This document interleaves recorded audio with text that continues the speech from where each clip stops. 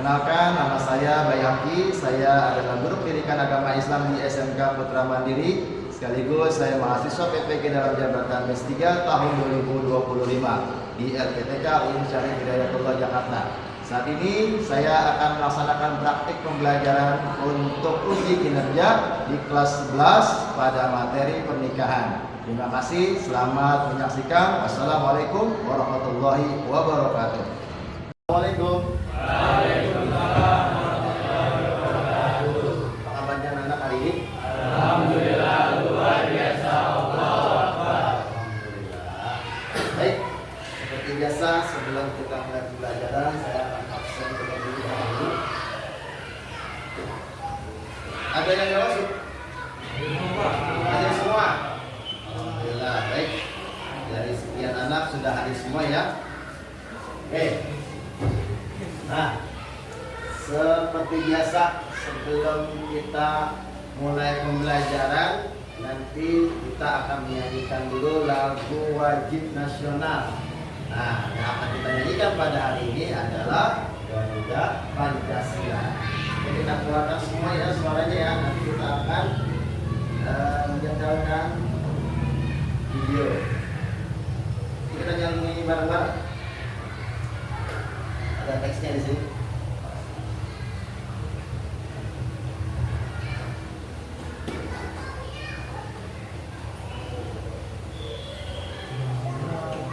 Pancasila, akulah pendukungmu, patriot proklamasi, sedia berkorban untukmu. Pancasila dasar negara, rakyat adil makmur sentosa, pribadi bangsaku.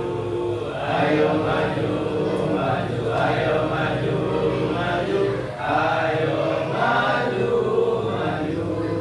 Baik. Kita ulang lagi. Garuda Pancasila, akulah pendukungmu, patriot proklamasi, sedia berkorban untukmu. Pancasila dasar negara, rakyat adil makmur sentosa, pribadi bangsaku.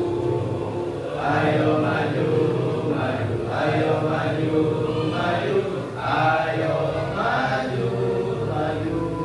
Baik, terima kasih. Nah, sekarang kita akan membaca surat yang nanti akan menjadi materi kita pada hari ini, yakni tentang pernikahan dalam Islam. Apa yang akan kita baca surat pada hari ini? Yaitu surat Ar-Rum ayat 21. Oke. Di situ sudah tertera surat Ar-Rum ayat 21. Nah, sekarang kita baca bareng-bareng surat Ar-Rum ayat 21. Kita baca bareng-bareng ya. A'udzu billahi minasy syaithanir rajim. Bismillahirrahmanirrahim. Wa min ayatihi an khalaqalakum min anfusikum azwajan litaskunu ilaiha wa ja'ala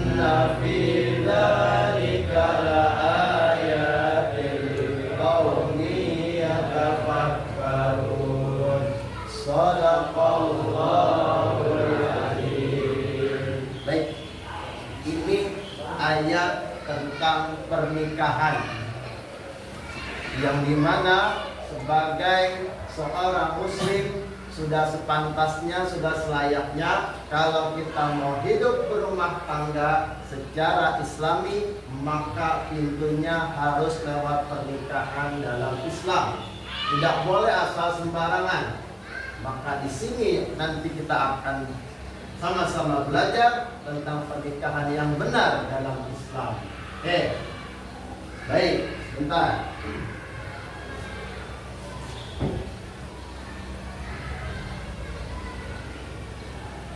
Nah, sebagai stimulus saya akan memberi gambaran terlebih dahulu. Nah, ini ada gambar. Ada 4 gambar. Ada gambar 9.1, 9.2, 9.3, 9.4. Gambar 9.1 itu gambaran orang sedang ta'aruf.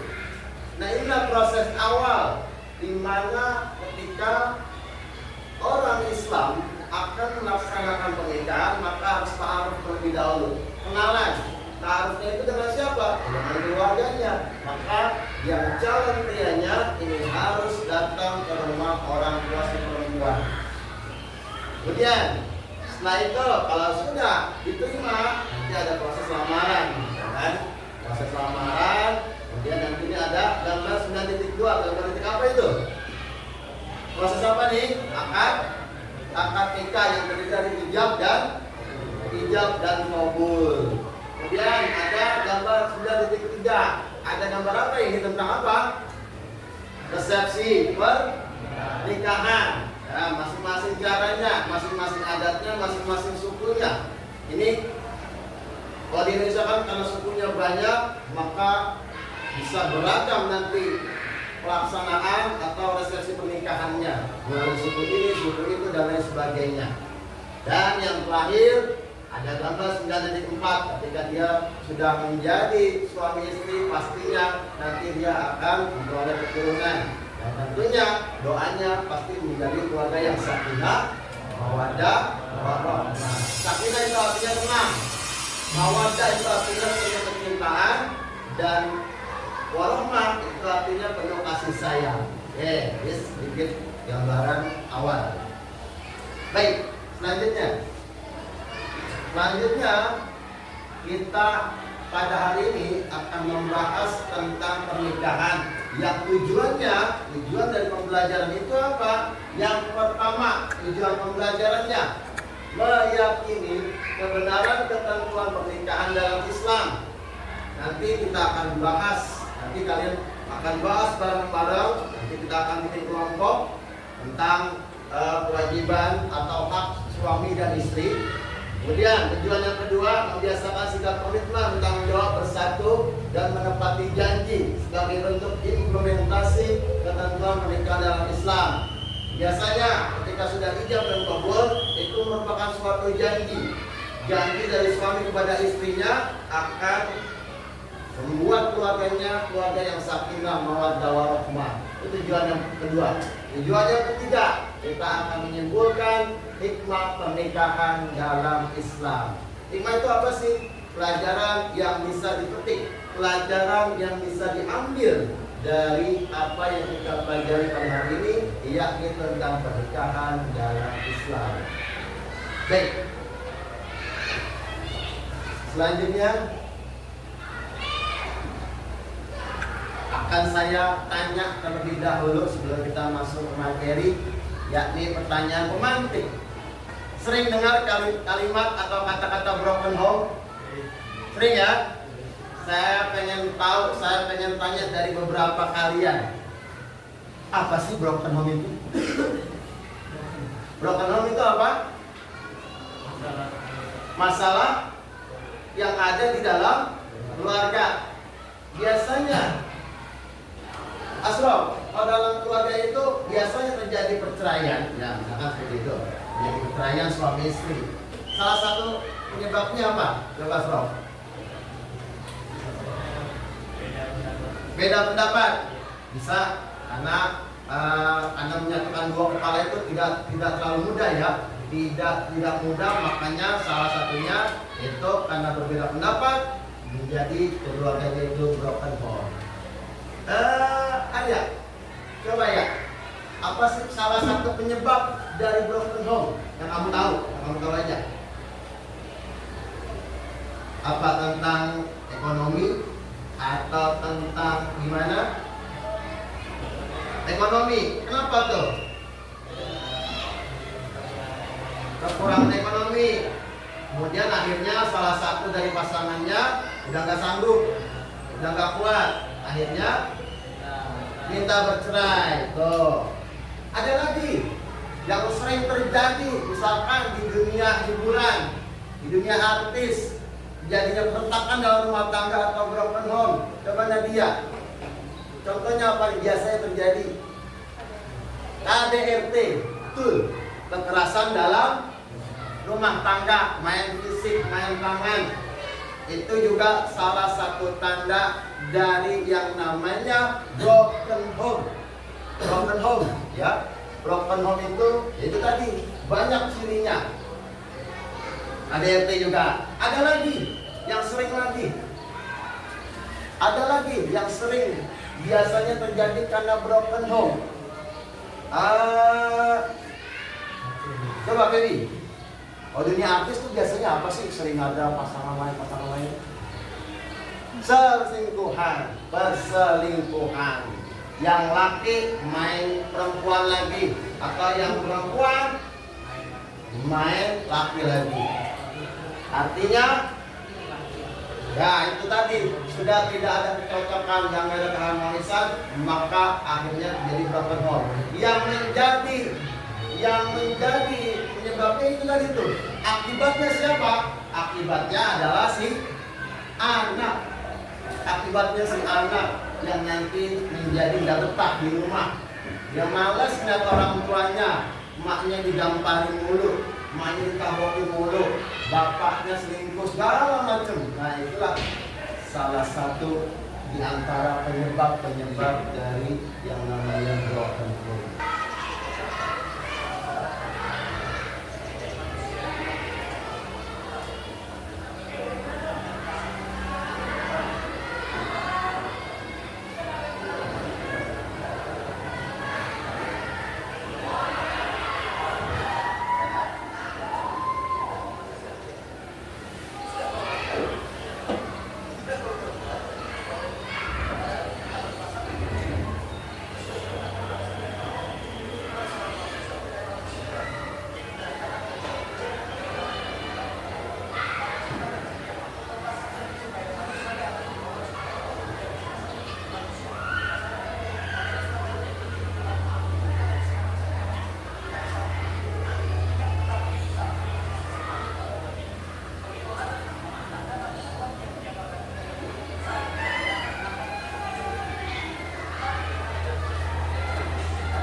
Baik, itu tadi video motivasi atau bagaimana sih cara memilih pasangan, kemudian pernikahan dalam Islam yang benar. Tadi sudah dijelaskan, ya, sudah dijelaskan itu kalau mencari pasangan itu pertama karena hartanya, kemudian karena cantiknya, karena nasabnya, dan karena agamanya. Tapi yang paling utama adalah karena agamanya. Fenomena sekarang tadi dijelaskan, banyak laki suka laki, banyak perempuan suka perempuan.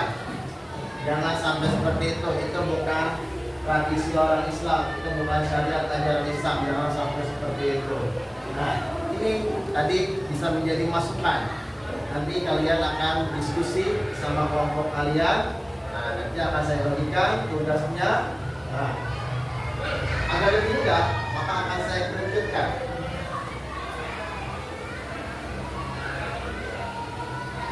Oke, bagian tugas kelompok.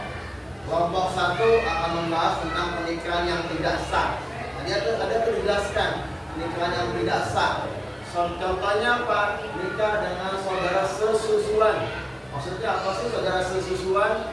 Jadi ada orang tua yang menyusui anak tetangga. Nanti kalau anak tetangga udah besar, maka tidak boleh dinikahkan dengan anak yang usia tersebut. Kita dinamakan nikah sesusuan. Dulu zaman dulu banyak orang yang begitu. Kenapa? Karena air susunya banyak yang nggak keluar. Kemudian susu formula dan lain sebagainya belum ada zaman dulu. Maka kalau sekarang tuh udah banyak, udah nggak ada saudara sesusuan. Kalau zaman dulu sudah banyak saudara sesusuan. Contohnya Nabi kita Nabi Muhammad disusui nama siapa? Halimatus Sa'diyah. Kenapa nggak disusui nama ibunya bernama Aminah? Karena air susunya ibu Aminah tidak keluar. Nah makanya ketika Nabi Muhammad sudah besar nanti ketemu sama anaknya Halimatus Sa'diyah yang perempuan, tidak boleh menikah. Ya, karena dia statusnya saudara sesusuan. Gitu ya. Oke, saya akan bagi menjadi 4 kelompok. Kelompok pertama ini berempat. Mohon duduknya berhadapan, di belakang, ya. Kelompok. Kemudian ini juga, mohon duduknya di belakang, berkelompok. Kemudian aku sini, kemudian set.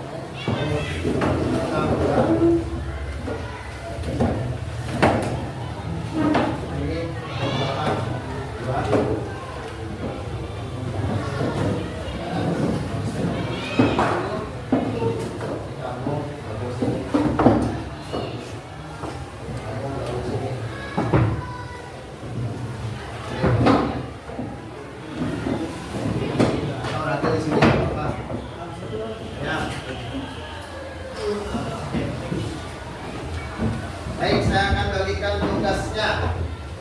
Tugasnya untuk kelompok 1 tadi ya.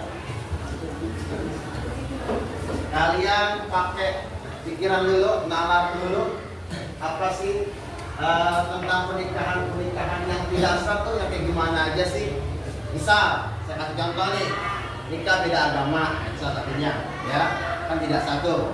Oke. Ini untuk kelompok 1. Untuk kelompok 1, ini kelompok 2 ya. Kelompok 2.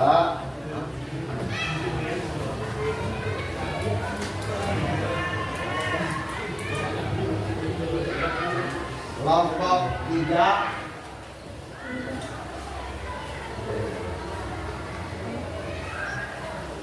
Dan kelompok 4.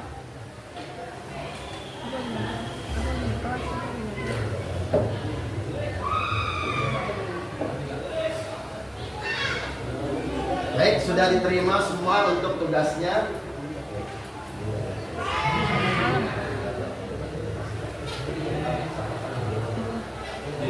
Oke, sekarang kami kasih waktu kurang lebih 5 menit untuk kalian bahas mana-mana saja atau pengertian dan tentunya yang berkaitan dengan tema yang menjadi tugas kalian. Saya ulangi, kelompok 1 tentang pernikahan yang tidak sah. Kelompok 2, hak dan kewajiban suami istri itu apa aja sih? Haknya suami itu apa? Haknya istri apa? Kewajibannya suami apa? Kewajibannya istri apa? Kelompok 3 tentang mahar. Apa sih mahar? Dan kelompok 4 tentang resepsi pernikahan. Misal, apakah resepsi itu wajib hukumnya? Apakah resepsi itu ya gimana? Pokoknya nanti tinggal kalian bahas. Saya kasih waktu 5 menit.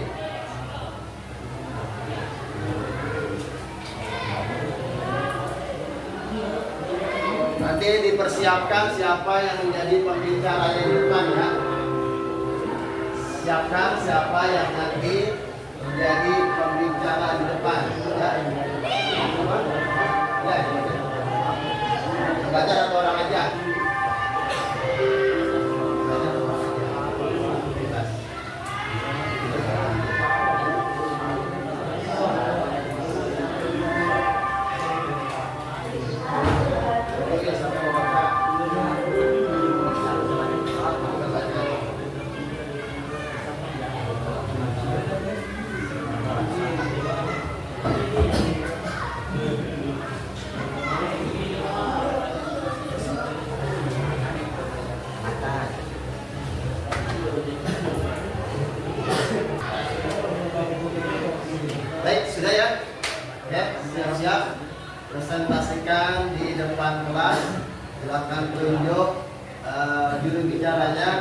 maju semuanya. Yang berbicara hanya satu orang. Hasil diskusi kalian dari kelompok ini, saya minta untuk kelompok pertama silakan maju terlebih dahulu. Silakan. Empat-empatnya maju.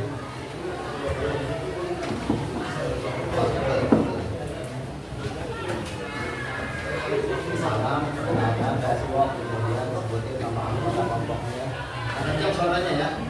Yang lain tolong disimak dan didengarkan. Ya.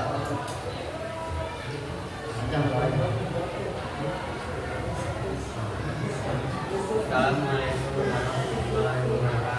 Waalaikumsalam warahmatullahi wabarakatuh. Ini dari kelompok satu.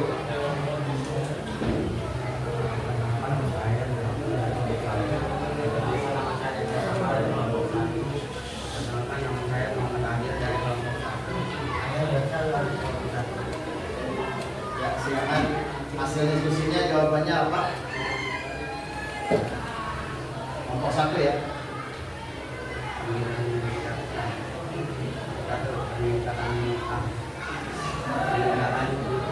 Yaitu pernikahan yang dibatasi untuk jangka waktu tertentu, baik sebentar maupun baik sebentar ataupun lama, atau bisa disebut kawin kontrak. 2. Pernikahan muhalil, yaitu seorang mengawin wanita dengan dikatakan sudah hamil oleh suaminya untuk mereka dalam masa dinikahi kembali oleh suaminya yang pertama, dan ini dilakukan atas perintah suami pertama tersebut.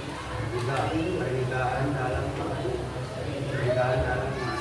iddah, yaitu pernikahan yang laki-laki dengan seorang perempuan dalam masa iddah, baik karena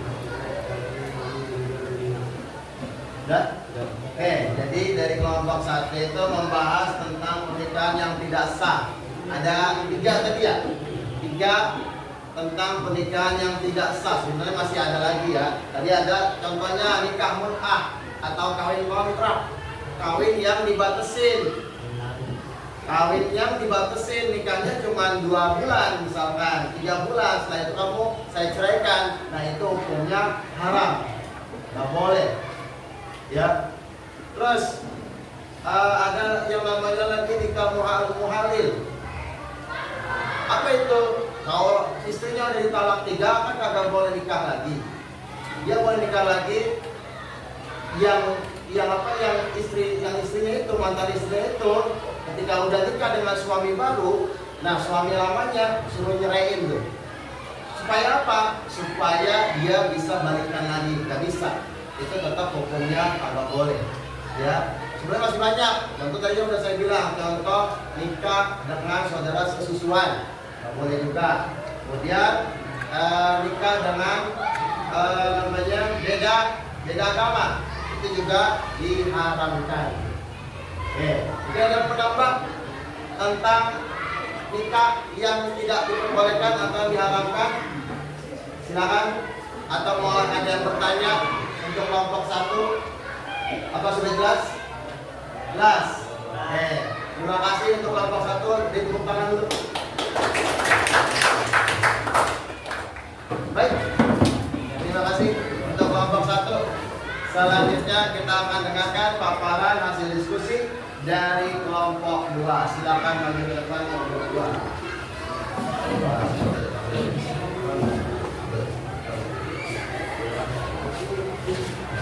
Yuk kita dengarkan pemaparan dari kelompok 2. Silakan. Assalamualaikum warahmatullahi wabarakatuh.